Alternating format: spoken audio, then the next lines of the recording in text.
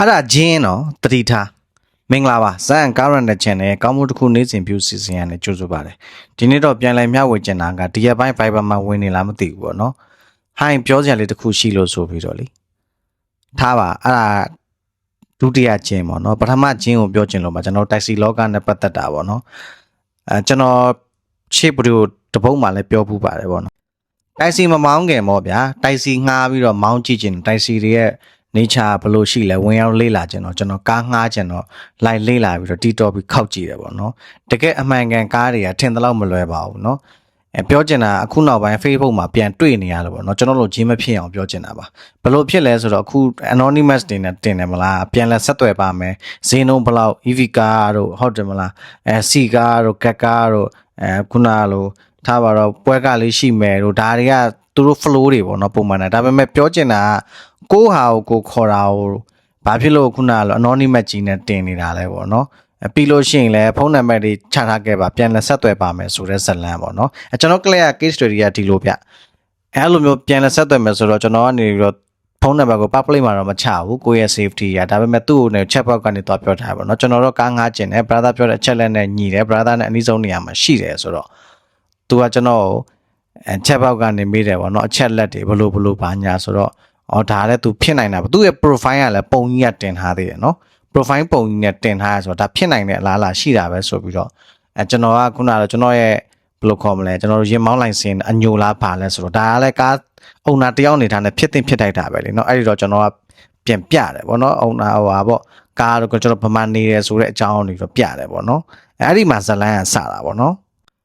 ်လက်ရှိသူနယ်ထွက်နေလို့တဲ့သူကလည်းတင်မောသားပဲဗောနော်တင်မောသားဖြစ်တဲ့သူလောလောဆယ်သူဟိုကကိုစိတ်ချရလူပေါ့နော်ဥမာ brother လို့မျိုးပေါ့နော်လူတန်အဲ့လိုပါလိုက်သေးတယ်ပေါ့နော်လူတန်ကိုစိတ်ချရလူအေးချမ်းမောင်းမဲ့လူမျိုးတွေပဲကျွန်တော်ပေးထားခဲ့ကြတာပေါ့နော်ကျွန်တော်လည်းပထမတော့ဒီလိုပဲကားမောင်းတာပေါ့နော်ပြီးကမှပြန်တက်မှာမလို့မမောင်းဖြစ်တာပေါ့โอเคပေါ့ကျွန်တော်လည်းကြွေတာပေါ့နော်ခောက်ခဲ့ပါစိတ်ချပါကျွန်တော်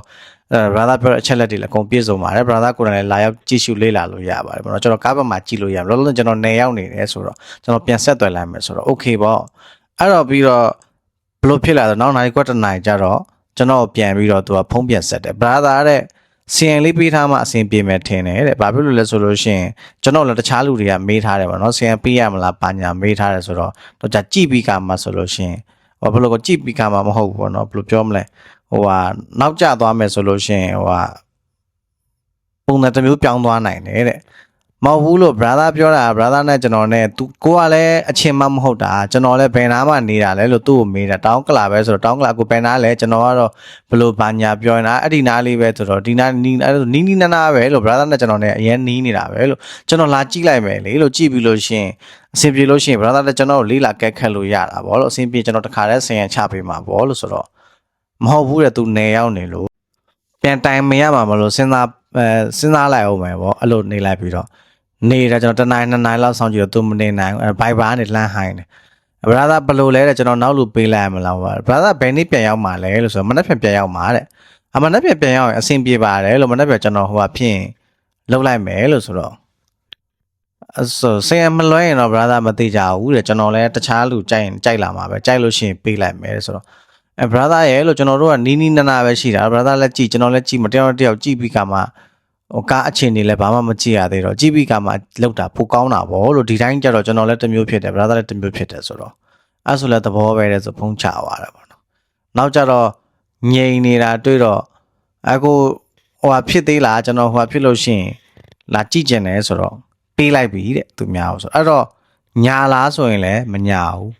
စရန်လွှဲမလားဆိုရင်လည်းဘယ်လိုဖြစ်မလဲနော်အဲ့လိုတွစ်လေးတွေရှိတယ်ဗောနော်တွစ်လေးတွေကြားထဲမှာနည်းနည်းလေးယုံဝခက်မယုံဝခက်တွေရှိတယ်အဲ့တော့အခုမှကားကိုစမ်းမောင်းခြင်းနဲ့မိတ်ဆွေညီကိုတွေကိုပြောချင်တာကအရင်တော့ကားကိုသွားကြည့်လိုက်ပါကြည့်ပြီးခါမှကားဆိုတာမျိုးကကားပဲလीနော်ကားမှာဘာမဆိုဖြစ်သွားနိုင်တဲ့ရတယ်အများကြီးရှိတယ်အဲ့တော့တယောက်နဲ့တယောက် trust building တိဆောက်ပြီးမှငွေကြေးကဏ္ဍကိုဆွေးနွေးတာကောင်းပါတယ်လို့ပြောချင်တာပါโอเคပါ